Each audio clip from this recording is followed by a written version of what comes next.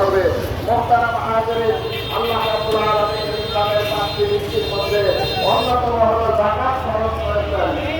বর্তমান বাজারমূল্য হিসাবে যার জীবনে দিনের বাইরে প্রয়োজনে 19,60,000 টাকা আছে। বছর অতিক্রম করে থাকলে তার উপরে যাকাত দেওয়া খরচ। চল্লিশ ভাগের এক ভাগ বা 2.5 টাকা, 2.5 হারে হিসাব করে যাকাত দিতে হবে। যাকাত খরচ, যাকাত যদি কেউ অস্বীকার করেছে বেঈমান হয়ে যায়। যাকাত দেওয়ার বিষয়ে কেউ উপহাস করে তাদেরকে বেঈমান হয়ে যায়। সে মুসলমানের মধ্যে একমাত্র থাকে না, ঈমানদারের মধ্যে থাকে না। এই জন্য আল্লাহ তাআলা আমাদেরকে সম্পদ দিয়েছেন, অবশ্যই যাকাত আদায় করবেন, হিসাব করে যাকাত দেবেন। অনেকে লাখ লাখ দুনিয়ার মধ্যে অনেক দিয়ে ফেলেছি, অনেক দলে মিলে রাখতে হিসাব করা যায়, হিসাব করে যাকাত আদায় করা ফরজ। এই জন্য গরিবের মাঝখানে আল্লাহকে জানাতে দেবে, যাকাত দিবেন, গরিবের দিকের হক এটা আদায় করে দেবেন।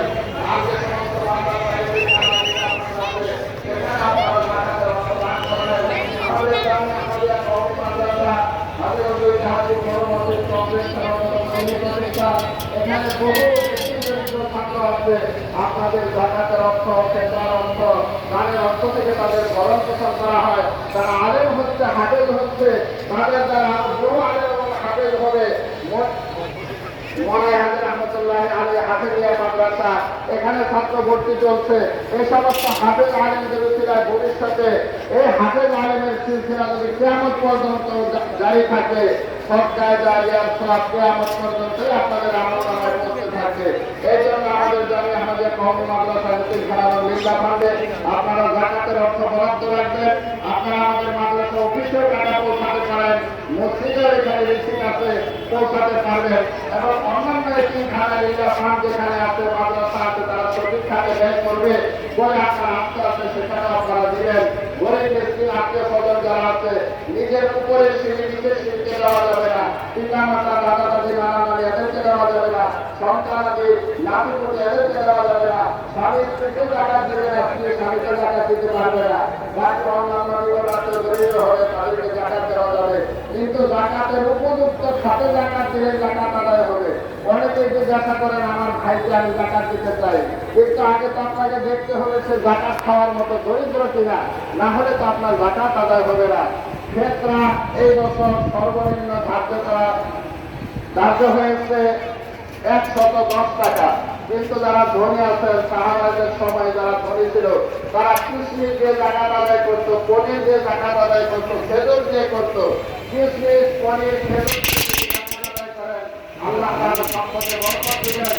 যাদের সম্পদ আল্লাহ তাআলা দিয়েছেন তারা একটু বাড়িয়ে দিবেন। খেতরা কিশমিশ এবং পনির দিয়ে দিবেন, খেজুর দিয়ে দিবেন। সেখানে 3 কেজি 300 গ্রামের যা মূল্য আছে সেটাই হলো খেতরার পরিমাণ। স্বাভাবিকভাবে আছে 110 টাকা। এভাবে আপনারা অর্থ আদায় করে দিবেন। শিক্ষামূলক আদায় করা ওয়াজিব হয় ঈদের দিন শুনে সাথীদের পর থেকে, কিন্তু আগে আদায় করে এটা ভালো নেকির কাজ, আপনারা সেভাবে দিতে পারেন, অসুবিধা নেই। তো আপনারা যাকাত ফিতরা দিবেন। এতিমখানা লিল্লাহ ফান্ডে আমাদের মাদ্রাসার লিল্লাহ বোর্ডিং এ আপনারা দিবেন, সহযোগিতা করবেন। আল্লাহ তাআলা তৌফিক দান করুন। মুহতারাম হাজিরিন, সামনে আসছে হজের মৌসুম। যারা নিয়ত করেছেন হজ তো ফরজ, রাসূল সাল্লাল্লাহু আলাইহি ওয়াসাল্লাম বলেছেন যে যাকে আল্লাহ তাআলা সম্পদ দিয়েছেন কিন্তু সে হজ করে নাই, আল্লাহ রাসূল বলেছেন ফালিয়ামুত ইনশা ইহুদিয়্যা ওয়া ইনশা নাসরানিয়্যা।